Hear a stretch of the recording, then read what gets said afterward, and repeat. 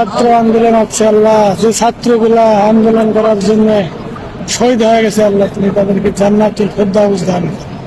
আল্লাহ, আমাদের বাংলাদেশের সরকার প্রধানমন্ত্রী যেরকম জালেমের মতো ব্যবহার করতেছে আল্লাহ, তুমি তাকে হেদায়েত দান করো, নতুবা মৃত্যু দান করো।